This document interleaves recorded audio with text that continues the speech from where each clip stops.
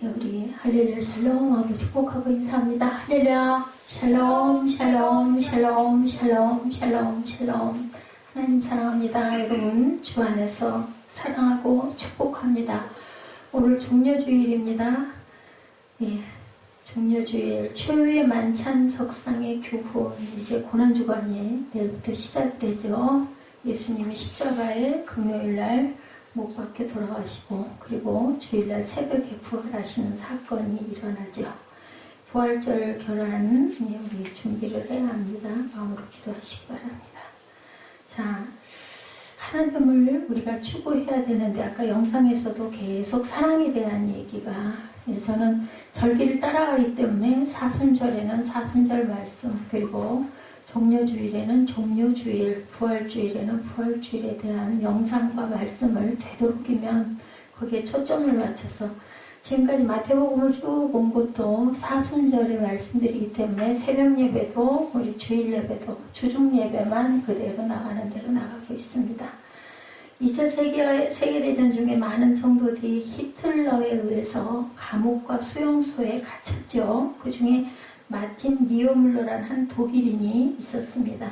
성탄절이 돼서 독방에서 지내던 그가 성탄절 특사죠. 특별 선물로 다른 3명의 성도들과 함께 수용된 한 방울, 관방으로 잠깐 옮겼어요. 독방을 가지고 있다가 3사람의 성도가 있는 관방으로 아마 옮겨주는 특혜를 베풀어 준 것 같습니다. 그런데 그때 만난 3명이 각각 제가 우리 김종석 형제님 생각이 잠깐 났어요. 구세군, 오순절, 감리교 교단이 3개 각각 이게 3파의 교단들의 출신이었고 자기는 독일 자유복음주의 교회였다고 합니다. 그들은 폭격에 불타버려진 문조각을 탁자로 만들어서 매일 받은 검은 빵과 물을 성찬으로 사용을 했다고 그래요. 빵을 아마 조금씩 남겼겠죠. 그때를 회상하며 니오뮬러는 말합니다. 당시 차가운 돌마루 위에 같이 무릎을 꿇었을 때 우리의 교단적인 차이는 봄눈 녹듯이 사라졌습니다. 성령님이 역사하면 아집과 편견은 사라집니다. 예, 영혼과 가정과 교회를 파괴하는 이단만 아니라면 교파가 별 상관이 없습니다. 저도 그렇게 생각을 합니다. 성도는 차이를 차별로 격화시키지 않고 찬란한 무지개 빛으로 승화시킬 줄 알아야 된다. 예수를 믿고 하나님 말씀을 그대로 믿으면 그 은혜면은 그게 하늘나라에 가서 어느 교파냐 어느 교단이냐 이런 거는 전혀 없다는 것이죠. 내가 옳다는 것을 증명하려는 권리까지도 우리는 어떨 때 남에 대한 판단을 그치고 하나 되기 위해서는 자기 방식대로 일하려는 이런 것들은 가차없이 버릴 줄 알고 포기할 줄 알아야 된다. 최후 만찬은 그런 하나가 되는 삶을 교훈하는 자리라는 것을 우리가 알아야 됩니다. 본문에서 최후의 만찬이 그려져 있죠. 17절부터 우리가 읽은 29절, 30절까지라도 하기도 하고 29절까지라고 하기도 합니다. 그 최후의 만찬 석상의 교훈은 주님께서 우리에게 주시는 마지막 교훈이었었어요. 여기서 뭐가 일어나요? 성찬식이라는 것이 제정이 그때 된 겁니다. 예, 그러므로 그 교훈을 남다르게 중요시하고 우리는 실천을 하고 있죠. 한 달에 한 번씩 우리 성찬을 하고 있습니다. 본문은 어떤 교훈을 주는지 우리 함께 말씀을 묵상하도록 하죠. 6월절 준비 세대를 하고 합니다. 그리고 헌신 17절에 나타나죠. 17절입니다. 무교절의 첫날에 제자들이 예수께 나와 이르되 6월절 음식 잡수실 것을 우리가 어디서 준비하기를 원하시나이까. 무교절의 첫날이에요. 누룩 없는 떡을 먹는 첫째 날로 오늘날로 말하면 목요일이 됩니다. 그날 제자들은 예수님께 아시죠? 무교절은 뭔지 누룩 없는 우리나라는 떡이지만 떡이 아니고 빵이에요. 근데 이 번역을 할 당시에 그 당시에 우리나라 사람들은 빵이 뭔지 몰랐다고 합니다. 그러다 보니까 번역을 떡으로 번역을 한 거. 우리 떡집이라고 하죠. 베들레헴이라는 게 그냥 빵집이에요. 한마디로 얘기하면. 그날 제자들은 예수님께 6월절 식사를 어디서 준비하기를 원하십니까? 하고 예수님께 묻죠. 6월절 식사는 오늘날로 말하면 6월절인 금요일 해지기 전에 뭐 해요? 양을 잡아서 뭐하고 쓴나물과 함께 먹습니다. 제가 어저께 쓴바귀를 입으로 깨물어 보고는 다들 쓰다고 퇴퇴거리고 막 뱉고 그래서 근데 그 쓴 게 묘한 매력이 저는 있더라고요. 저녁 6시쯤 그들은 식사를 합니다. 해가 지면 뭐예요? 새날이 시작되죠? 예, 그 이스라엘은 그렇습니다. 우리는 해가 떠야 새날이 시작되는데 이스라엘 사람들은 해가 지면 하루가 시작이 돼요. 그 다음날 해가 질 때까지가 하루예요. 그래서 시간적인 어떤 개념이 조금 차이가 있습니다. 그 식사를 어디서 할 건가요? 하고 하루 전에 물어요.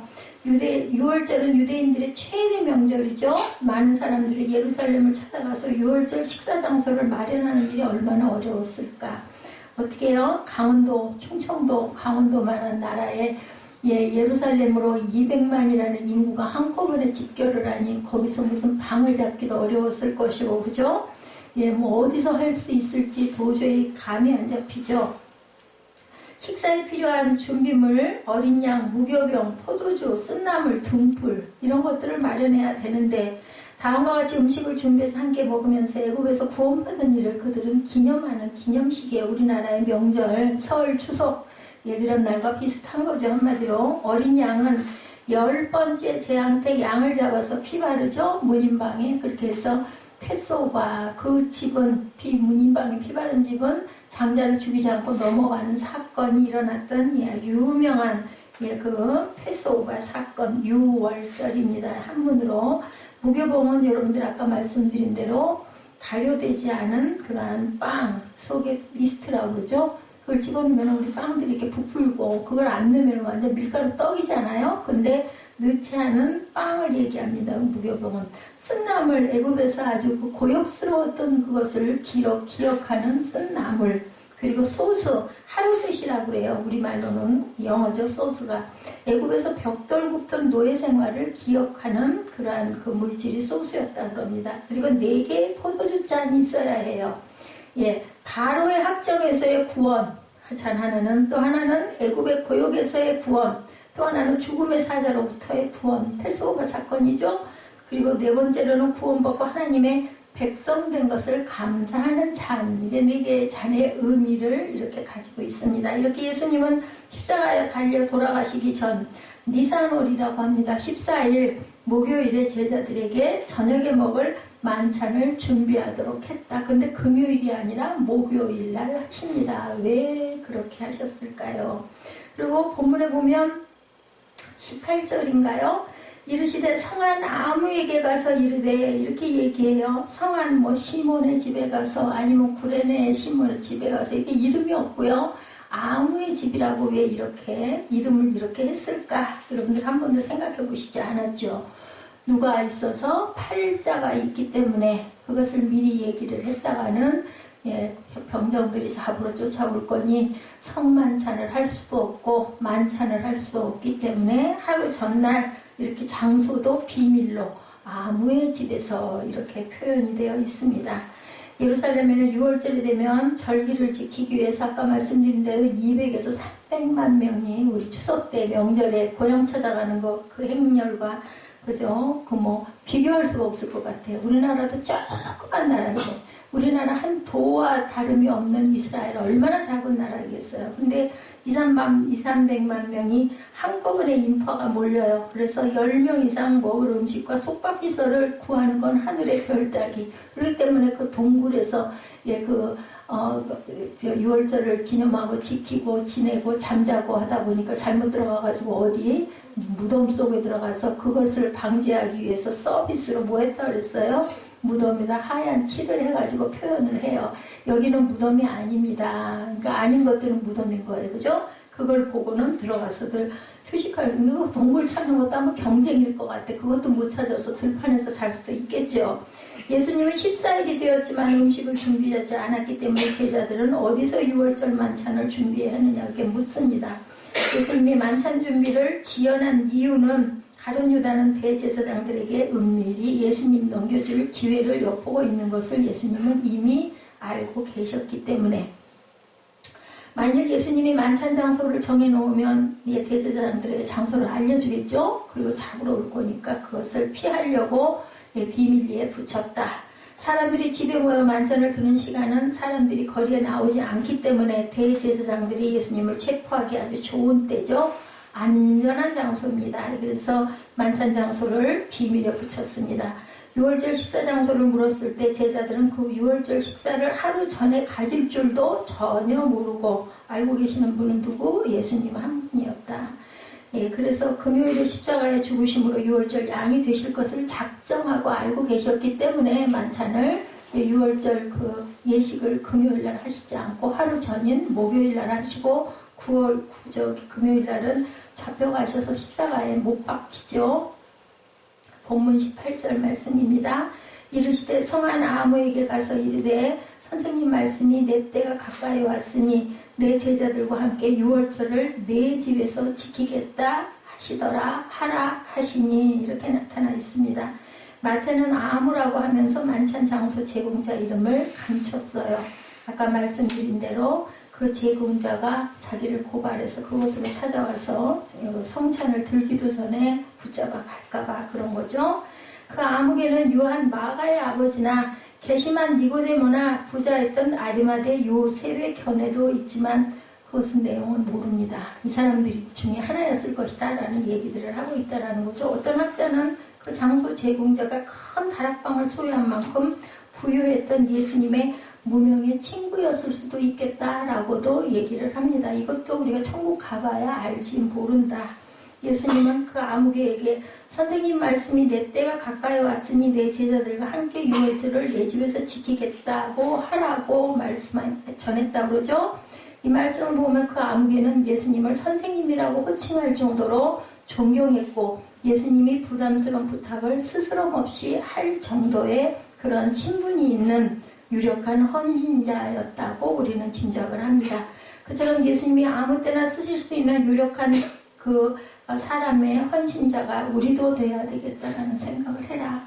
예, 드러나지 않고 내가 어떤 선행을 했을 때 오른손이 한 일을 왼손이 모르는 그런 것이 바로 이런 부분에서 우리가 그 정신을 이어받아야 한다. 또한 거룩한 비전을 향해 달려가는 사명자의 영적인 배경, 동역자들이 우리가 되어야 되겠다. 새벽에 소리 없이 내리는 이슬로 만물이 살찌게 되듯이 참된 우정과 동역은 소리 없는 헌신적인 행동을 통해서 나타난다라는 것도. 그래서 예수님 돌아가셨을 때 어땠어요?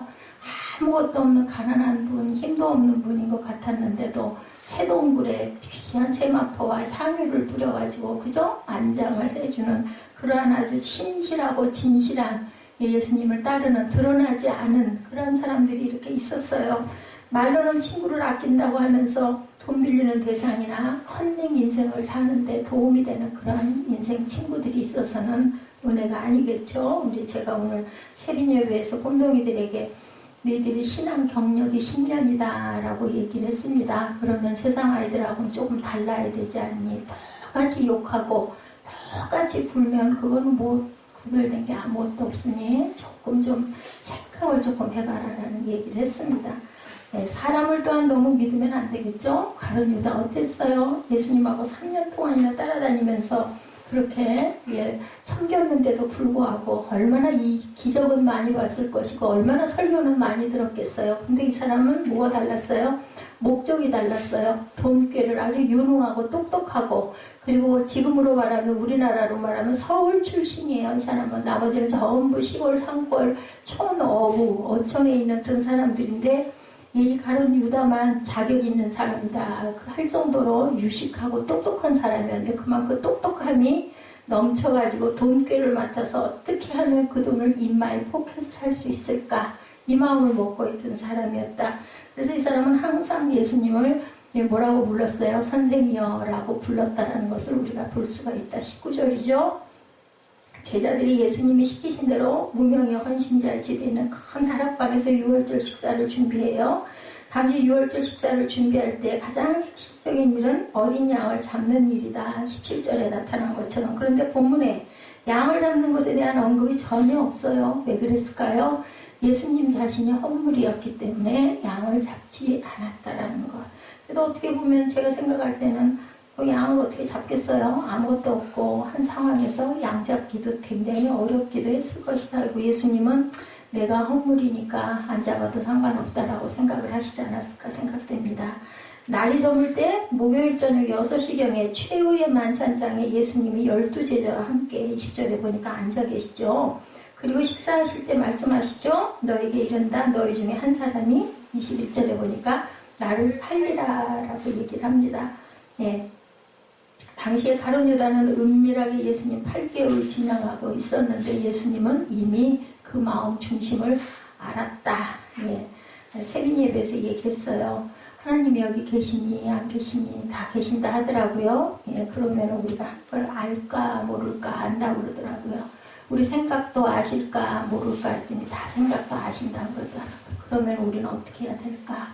예배 시간에 우리는 어떻게 해야 될 것이며 우리 자세는 어떻게 해야 될까? 겉으로만 인척하는 거하고 마음속으로 생각하는 것까지 아시니 어떤 면으로는 얼마나 두렵니? 아니면 얼마나 감사하니? 내가 남이 보기에는 별로 아닌 것 같지만 진짜로 난 마음으로 예수님을 사랑하고 있다면 예수님이 그 마음도 아실 거다라고 얘기를 했습니다. 자, 이것을 알았다는 거죠. 예수님은 그들이 몹시 근심합니다. 이들 중에서 나를 팔 자가 있다 그러니까 얼마나 놀랬겠어요. 그리고 묻죠. 제자들이 예수님을 판다는 말을 듣고 근심하면서 근심했다라는 뜻이 수동태로 나타나 있고요. 리프메노이, 리페오라는 뜻인데 무거운 마음으로 계속 슬퍼한다라는 뜻을 갖고 있습니다. 원어적인 해석이. 제자 중에 한 사람이 예수님을 배반한다는 말을 듣고 근심에 사로잡혀서 바라보면서 예수님께 묻죠. 예, 주여 접니까? 이렇게 물어봐요. 라보니라고 나타납니다. 라보니 주여 접니까? 본문에서 예수님과 함께 그릇에 손을 넣는 자가 배반하는 자다라고 얘기를 하는데 그 나라의 풍습은 그릇 속에 손을 넣어서 함께 음식을 나눠 먹는 그런 사이는 굉장히 친근한 사이들, 아주 친한 친구들. 우리 예를 들면 한 잔에다가 그냥 뭐 커피든 음료수든 니도 마시고 나도 마시고 하는 그런 관계다. 그렇기 때문에 누구도 가룟 유다도 왕따는 아니었단 거예요. 다 같이 친한 사람들이었다. 자, 예수님과 함께 그릇에 손을 넣는 자가 배반한다고 그러죠? 예수님은 그에게 여러 번 기회를 주셨어요. 내가 십자가에 못 박힐 거야. 내가 십자가에 못 박힐 거야. 누군가가 나를 팔 거야. 얘기를 여러 번 하셨다는 거죠. 근데 그들은 전혀 알아듣지를 못했고 또한 그도 돌이키지를 않았고 제자들은 가룟 유다가 예수님을 배반한다는 사실을 눈치를 채지도 못했다라고 나타납니다. 아무도 알아차지도 못하게 본심을 숨기고 누가 가룟 유다가 행동을 했어요.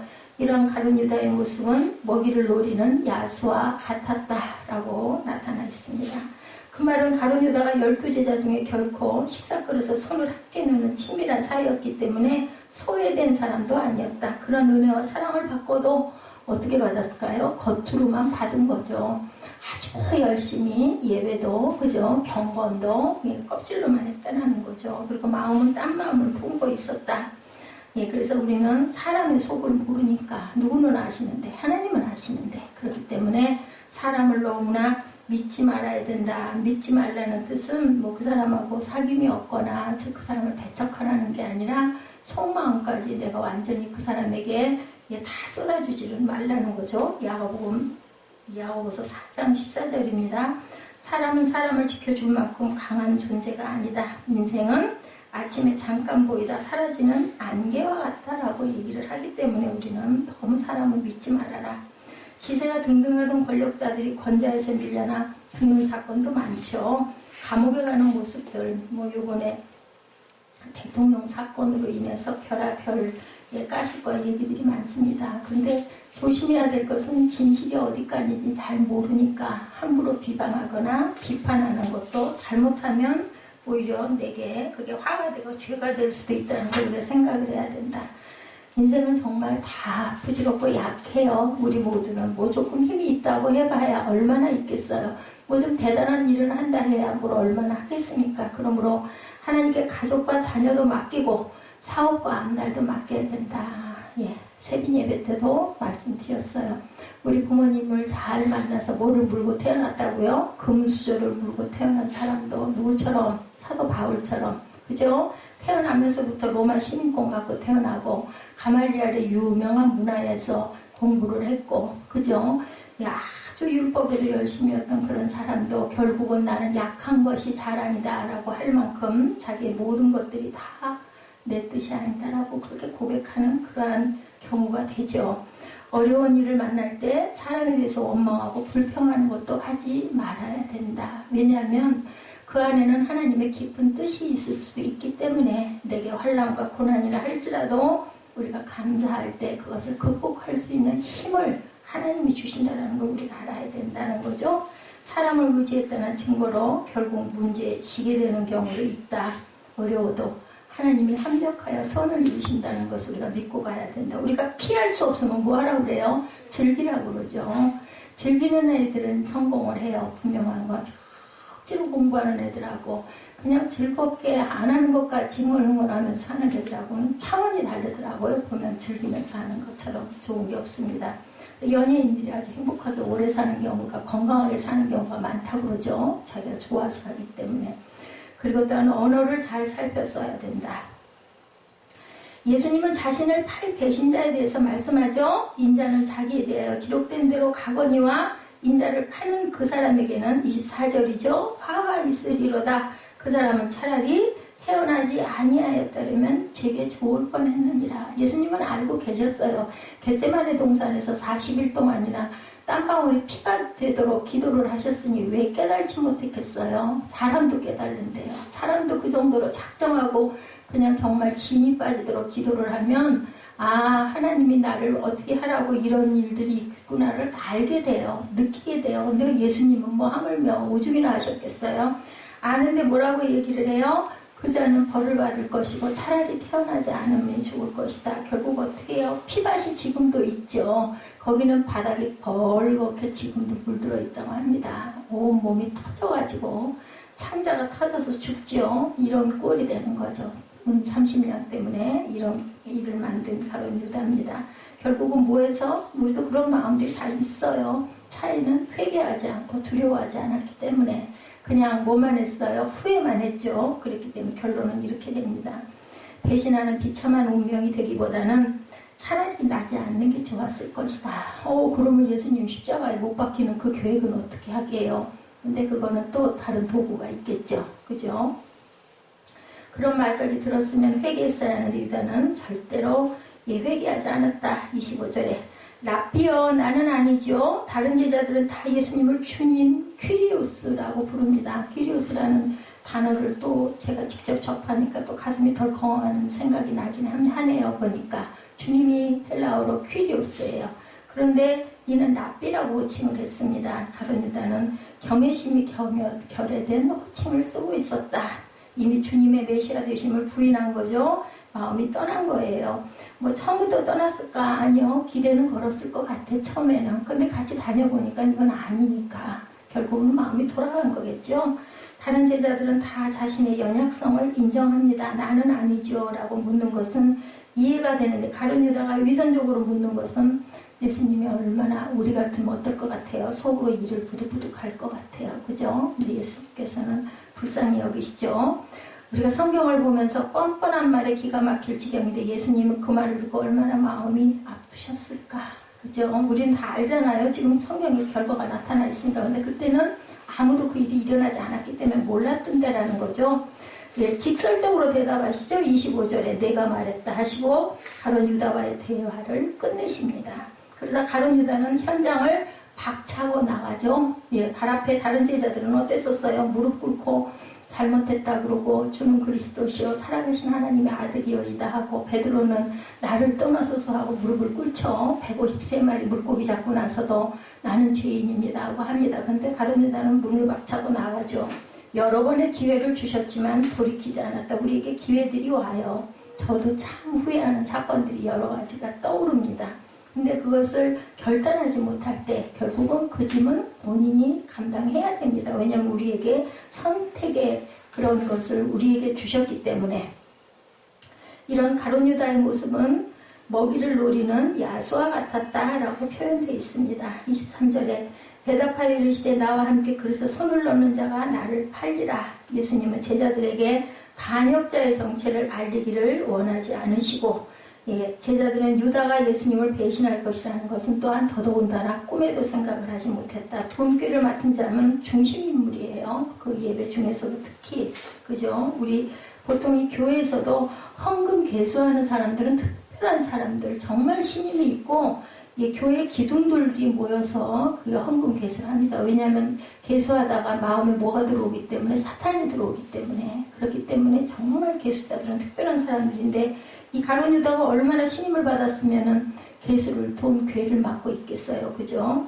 자, 세상에 기록된 대로 예수님은, 예, 성경에 기록된 대로 세상을 떠날 것이라고 예고를 하죠. 어떻게 십자가에 달려 처형될 것이다. 이 모든 것이 어디에? 성경에 기록되었고 하나님의 섭리를 따라 일어나고 있었다는 거죠. 그러나 예수님을 팔아넘긴 자는 자기 행위에 대한 책임을 회피했다. 그래서 결국은 건져질 수가 없었다.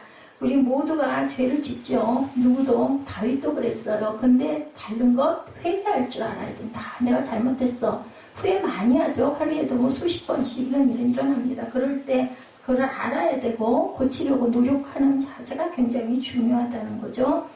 예수님의 체포와 죽음은 하나님의 섭리에 의한 것이지만 예수님을 팔아넘긴 당사자는 그 일로 인해서 저주를 받게 될 것이라 했고 저주를 받습니다.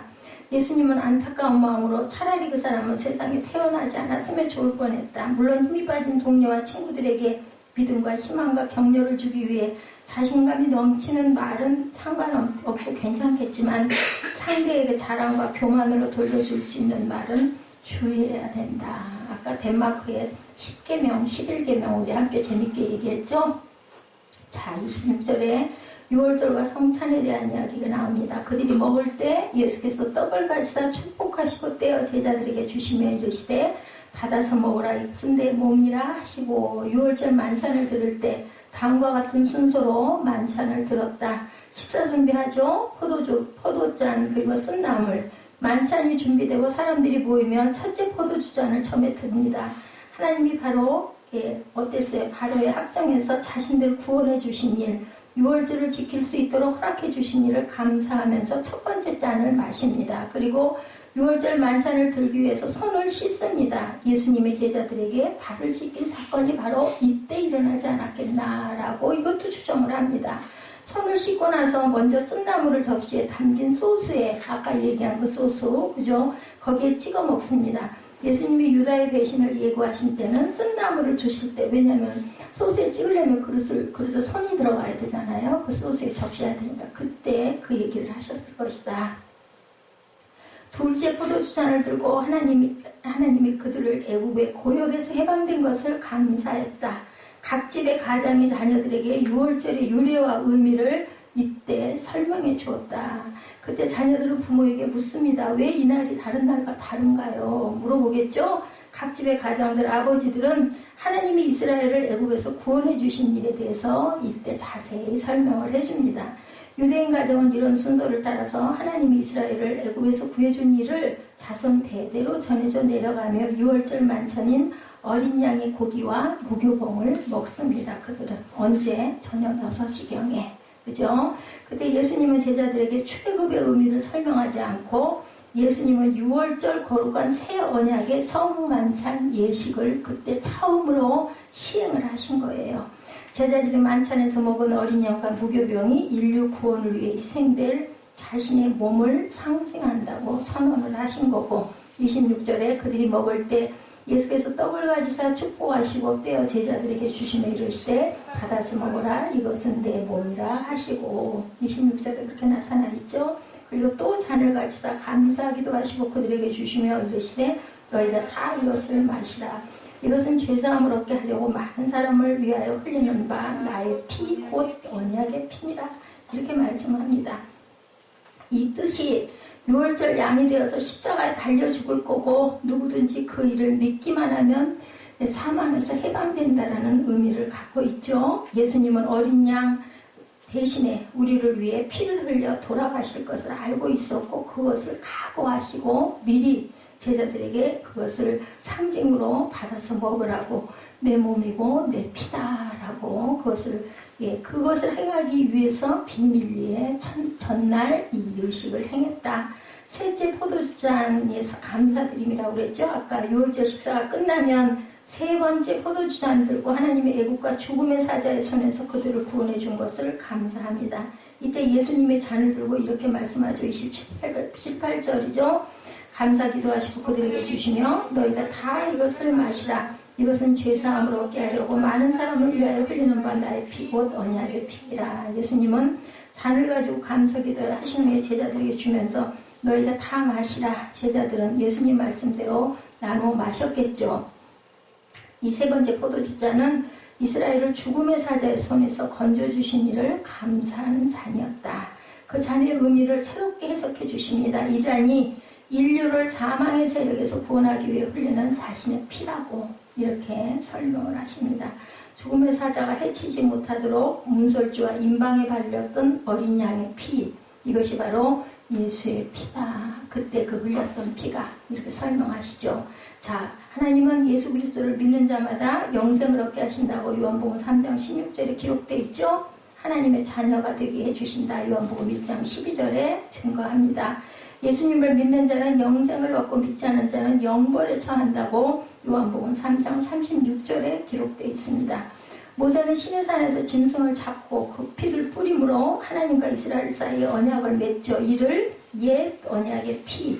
하나님은 이스라엘이 율법을 준행하면 그들을 제사장 나라와 거룩한 하나님의 백성이 되게 하겠다고 약속하셨죠. 그러나 이스라엘은 하나님을 버리고 우상을 섬깁니다. 이스라엘과 맺은 옛 언약이 파괴됐어요. 그래서 예수께서 이렇게 새 언약을 선포하셨다라는 것이 바로 이 성만찬입니다.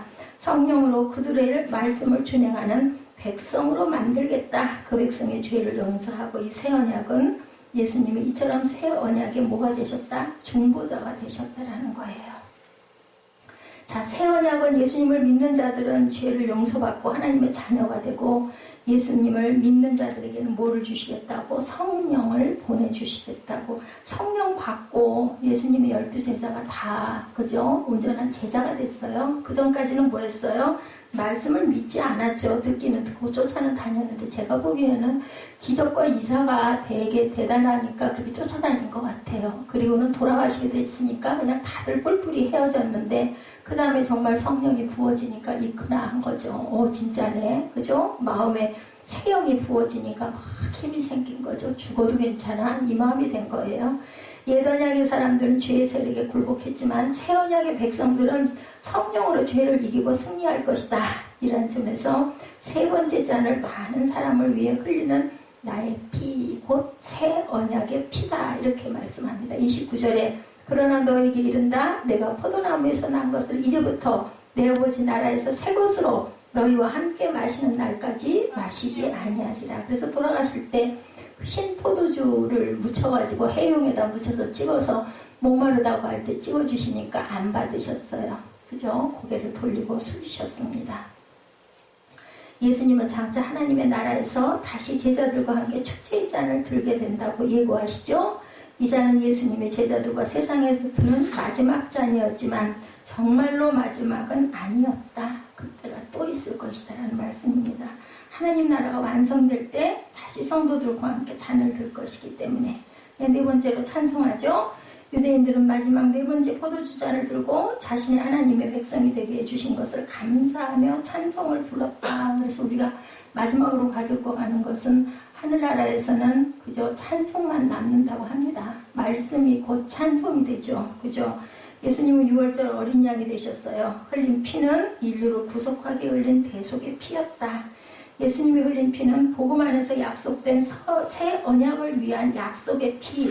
새 언약은 성도들에게 모아 용서와 성령을 통한 승리를 약속하십니다. 자, 그래서 예수님 안에서 우리는 어떻게 돼야 되겠다? 연합이죠. 연합 하나 되는 것처럼 중요한 게 없습니다. 성도의 가장 큰 복은 예수님과 하나 되고 예수 안에서 우리 모두가 하나 돼야 한다. 교회가 크든 3명이 앉아있든 3,000명이 앉아있든 30만 명이 앉아있든 아니면 여의도 광장에서 그저 10억이 모여서 아니면 1억이 모여서 예배를 드리든 다 우리는 주 안에서 하나다. 세계 어떤 아름다운 대단한 교회와 성전, 무슨 금으로 만들어진 성전도 거기에 앉아있는 성도도 여기 앉아있는 저와 여러분도 모두가 다 주 안에서는 하나라는 걸 우리가 잊지 마셔야 되고, 인종과 지역과 계층과 문화와 종교의 장벽을 뭘로? 십자가로 무너뜨려서 서로 어울려 사는 세상을 예수께서는 꿈꾸셨다. 교단, 교파, 나는 아볼로파, 나는 바울파, 나는 개바파, 이거 다 소용없다라는 겁니다. 결국 십자가는 하늘과 땅을 연결해주는 사닥다리이고, 사람과 사람 사이를 이어주는 구름다리, 희망의 다리라는 것을 저 여러분들이 이 종려주일의 이 말씀을 통해서 귀하게 깊게 깨달아 가시기 바랍니다.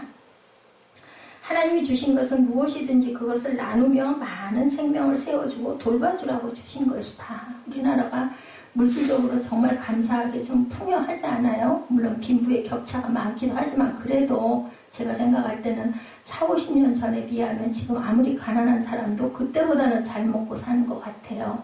이런 것이, 이런 축복이 그냥 이루어진 게 아니고 어렵고 가난한 자, 이웃, 그리고 거기서 조금 더 나가면 다른 나라에 있는 가난한 사람들, 우리 6.25 때, 그죠? 지금도 기억납니다. 옥수죽이 얼마나 그렇게 맛있었는지 저는 못 먹었거든요, 그 죽을. 옥수수 빵. 정말 그게 그렇게 부러웠었어요. 먹고 싶어가지고 제 도시락하고 바꿔 먹었던 기억이 납니다. 그런 것들 우리는 받아 먹고 이렇게 살아남았어요. 그렇다면 이제는 그런 나라들 굉장히 많죠. 그런 나라들 우리가 후원하고, 그것도 어려울 때는 기도로 열심히 동참해서 우리 주일날 한 번씩 예배 전에 드리는 기도 한 10분, 15분 걸리지만 그 기도 귀찮다 생각하지 마시고 마음으로 늘 동참하시는 저와 여러분 되시기 바랍니다. 이렇게 해서 우리는 예수님의 마음을 갖는 게 정말 중요하다. 어느 한 아이가 순례잡기 중에 폐허가 된 부엌으로 숨었다. 그 속에서 고양이의 반짝이는 눈을 보고 놀라서 뛰쳐나갔다고 그래요. 고양이가 그곳에서 출산한 후에 새끼들을 돌보고 있었다고 합니다. 처음부터 고양이는 영물이라는 얘기가 있죠. 고양이 묘함에 꼭 복수를 한다고 그래. 더러운 것 같다가 머리맡에다가 갖다 끌어다 놓고, 그죠? 몰래 아주 이렇게 못된 짓도 한다고 그러죠. 그래서 그 얘기를, 영물이라는 얘기를 들어서 쫓아내지를 못하고 식구들이 불안해하고 있는데 아버지가 말씀합니다. 얘야, 새끼 낳느라고 사지에 갔다 온 생명을 잘 보살펴 주어야지. 그리고 엄마에게 가서 죽을 좀 쏘다가 고양이 엄마에게 좀 먹이시오 하고 얘기를 했대요. 그 아버님의 생명교육이 이 아들의 마음에 오랫동안 교훈으로 남았다고 합니다. 다른 생명의 아픔을 공감하는 마음이 바로 예수님의 마음이죠. 그런 마음으로 하나 되시는 저와 여러분 되시기 바랍니다. 그래서 마음을 나누고, 그리고 그 마음뿐이 아니라 물질과 시간의 나눔으로 표현하는 삶이 바로 복된 삶이고, 나눔 자체도 축복의 원천이 되지만 영혼을 위한 나눔은 최대의 축복의 원천이 된다. 영혼을 위한 나눔이 뭐예요? 기도예요. 동역 기도. 아까 그 아픈 분들을 위해서 기도하는 것, 그리고 세계를 위해서 우리가 무슨 그렇게 대단하게 무슨 세계 무슨 구원을 위해서 기도할 일이고, 무슨 남북 통일을 위해서 기도하고, 무슨 애국자라고 나라 정치인을 위해서 기도 아니요, 해야 돼요. 우리 기도가 무슨 힘이 있어서 그래도 해야 합니다. 이런 마음의 기도를, 내 기도가 아니라 이렇게 중보기도 할 때 하나님께서 우리 마음 다 아시잖아요. 그랬을 때 우리의 필요한 것들을 채워주신다. 사람을 너무 믿지는 말고 최대한 믿어줘야 되겠죠. 그리고 필요할 때 필요한 사람을 위해서 내 것을 힘써 나눠주고, 나눌 때는 왼손이 하는 것을 오른손이 모르게 하는 그런 헌신자, 숨어있는 헌신자 되시는 저와 여러분 되시기를 이 종려주일에 주님의 이름으로 축복합니다. 기도하시겠습니다.